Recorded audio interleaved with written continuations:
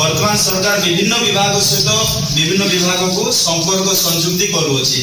आज आम कौटी बसीचु पंचायत राज विभाग ऑफिस रे आम को डिपार्टमेंट हेल्थ डिपार्टमेंट तथापि पंचायत राज विभाग सहित आम कौन कर अटैच कर गवर्नमेंट एडी अच्छे आम आईसीडीएस विभाग अच्छे ना दीदी मैंने अंगनवाड़ी दीदी मैंने से ऑफिस रे बसवा किंतु पंचायत राज ऑफिस रे कहीं आसिले तो वर्तमान सरकार विभिन्न विभाग लोकों पाखे सुविधा पहुंचाई चाहे बुझे कि नहीं बुझे ना बुझी पारे तो सबू विभाग मिलित हेले सबू विभाग अलग अलग काम रहे आमर स्वास्थ्य विभाग नीति अलग आईन अलग आईसीडीएस विभाग नीति आईन अलग पंचायत राज विभाग नीति आईन अलग हाँ कि नहीं स्कूल विभाग नीति तार नियम अलग ए सबुर नीति नियम अलग अलग रोचे तो आम आगु देखो एनएम दीदी थे पुणी आम थी पुणी नुआरे सरकार 2 वर्ष 2.5 वर्ष हम गोटे गोटे सीएचओ मैडम मान सर मान देले आपण जानि कि नहीं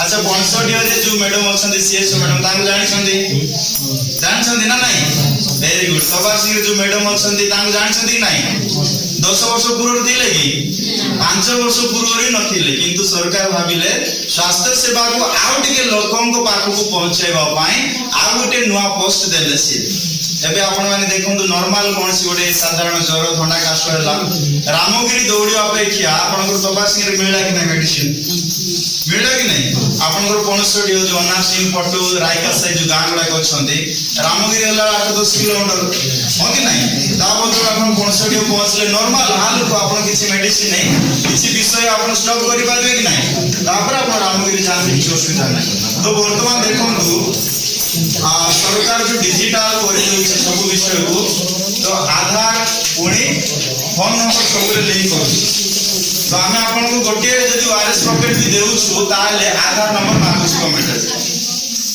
बुझले कि नहीं आगो नथिला किंतु देखो तो वर्ष 2 वर्ष भीतर एते डिफिकल्ट होची एबे जेंती अंगनवाड़ी दीदी माने गोटे बेनिफिशियर फोटो न नेले अंडा छक दे पारना से हो कि नहीं सेमती हमर स्वास्थ्य विभाग रो विषय मु कहूची आपन गोटे ओआरएस पैकेट देबा पय मध्ये आपन आधार कार्ड कमेंट चाहूची आपन फोन नंबर कमेंट चाहूची तो हमें बेले बेले बेनिफिशियर कहूछु आपन आधार कार्ड धरि आसंतु आपन फोन नंबर धरि आसंतु कहले आधार कार्ड आनु नांती कि फोन नंबर आनु नांती तबे आपन को रोग सपोर्ट आमे कोन मेडिसिन दे पारू कि दे पारू नाही तेनु गां रे जो वार्ड मेंबर माने अछंती सर माने मैडम माने के गां रे जते आपन माने मीटिंग करूछंती सेतेले कहंतु जे कोनसी रोग भी हो नॉर्मली आपन जते 65 को जानती बा दबासी को जाउछंती साथी रे आधार कार्ड एवं फोन नंबर नेबा को भूलिबे नाही ठीक अछि तो देखन तो आपनकर 65 गोटे मैडम रहिले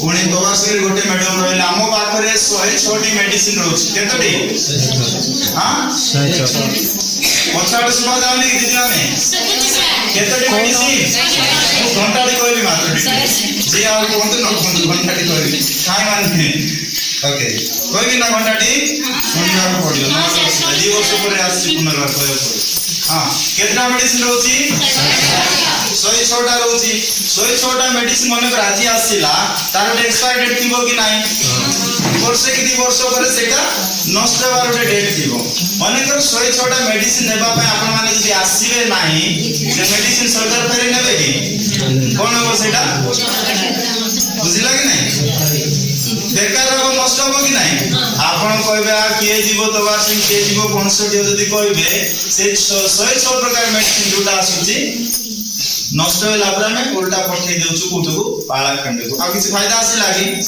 से मेडिसिन आसीला आपनकर जगह रे वर्ष कि 6 मास रहिला पर पुनर्वार रिटर्न जाउ किछ फायदा होला तो आपन आसीबे हमको वर्तमान बाध्यता करा जायछि आधार कार्ड सहित फोन नंबर कोन गोटे पेशेंट रो आधार कार्ड सहित फोन नंबर तार ऑनलाइन हम एंट्री करू जदि आपन मने कर आसीले ओटे झाडा पेशेंट आधार कार्ड आनी नाथि फोन नंबर आनी नाथि हम केमती एंट्री करी आपन को मेडिसिन देबो कारण गवर्नमेंट सियाले चाहूची गोटे पेशेंट भी ऑनलाइन रे एंट्री हेउ तो आपण आनिबेनी हम एंट्री न करले आपण उल्टा जाई कहबे जाई दिली मेडिसिन देला नाही किंतु सरकार को नियम आपण मध्ये जानिबार अछि मु मध्ये ଜାଣିବା। ତେଣୁ ସରପଞ୍ଚ ସାର୍ ମ୍ୟାଡମ୍ ମାନେ ଆସିଛନ୍ତି ସ୍ୱତନ୍ତ୍ର ଭାବରେ, ଅଙ୍ଗନବାଡି ଦିଦି ମାନେ ଯେକୌଣସି ଏପରିକି ଆପଣ ମାନେ ମଧ୍ୟ ଯଦି ଆସୁଛନ୍ତି ତେବେ ସାଥିରେ ଆଧାର କାର୍ଡ ଆଉ ଫୋନ ନମ୍ବର ନେଇ ଆସନ୍ତୁ।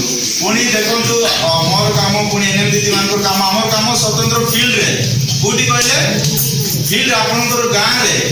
ତ ଯୋଉ ମ୍ୟାଡମ୍ ମାନେ ଅଛନ୍ତି ଦିଟା, ସେମାନେ ଆଉ ଯୋଉ ମିନି ମେଡିକାଲରେ ବସିବେ ସେମାନେ, ବୁଝିଲେ କି ନାହିଁ, ସେମାନେ ଫିଲ୍ଡ ଯିବେ, କିନ୍ତୁ ଫିଲ୍ଡ ଭିଜିଟ୍ ସେମାନଙ୍କର ଅତି କମ।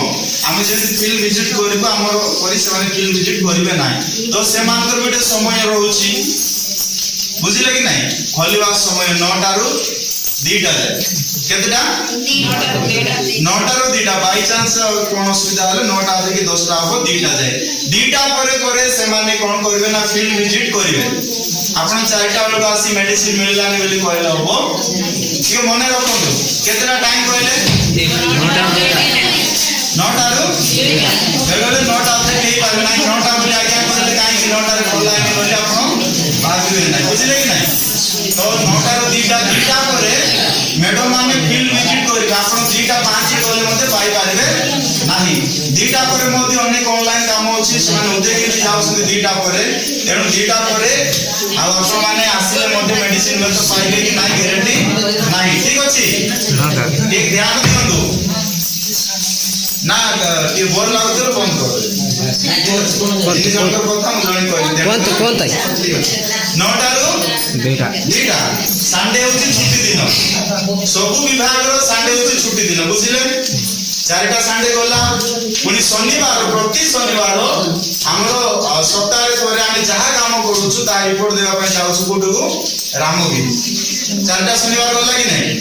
4ଟା ଶନିବାର ଗଲା, 4ଟା ରବିବାର, 8 ଦିନ ଗଲେ ମ୍ୟାଡମ୍ ମାନଙ୍କର ସେଇ କ୍ଲିନିକଟା ବନ୍ଦ ରହୁଛି। କ୍ଲିନିକ ତ କହିବେନି, ମେଡିକାଲ, ଓକେ, ଆରୋଗ୍ୟ କେନ୍ଦ୍ର 8 ଦିନ ବନ୍ଦ ରହିଲା। ଠିକ ଅଛି। ପୁଣି ରିପୋର୍ଟ ଦେବା ପାଇଁ ମାସରେ ଥରେ ଯିବେ ଉଦୟଗିରି, 9 ଦିନ ହେଲା। ପୁଣି ଆଉ ଗୋଟେ ଦିନ ହବ ଷ୍ଟାଫ ମିଟିଂ। କେତେ ଦିନ ଗଲା? ଆପଣ ମନେ ରଖନ୍ତୁ। ତେବେ ଆଉ ଯେତିକି ଦିନ ବଳକା ରହୁଛି 100ରୁ 106 ମେଡିସିନ ନେଇଯାନ୍ତୁ, ଟେନସନ ନାହିଁ। 4ଟା ରବିବାର ଛୁଟି, 4ଟା ଶନିବାର ରାମଗିରି ଯିବେ ସେକ୍ଟର ମିଟିଂ, 8 ଦିନ। ଗୋଟେ ଦିନ ରିପୋର୍ଟ ଦେବା ପାଇଁ ଯିବେ ଉଦୟଗିରି ମାସରେ ଥରେ, 9 ଦିନ। ଆଉ ଗୋଟେ ଦିନ ମନ୍ଥଲି ଷ୍ଟାଫ ମିଟିଂ ହେଉଛି 10 ଦିନ। ଠିକ ଅଛି।